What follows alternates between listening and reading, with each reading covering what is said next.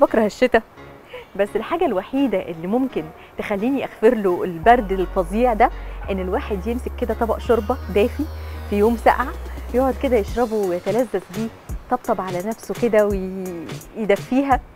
شوربه الحريره المغربيه بتديني الاحساس ده. تعالوا اقول لكم انا عملتها ازاي.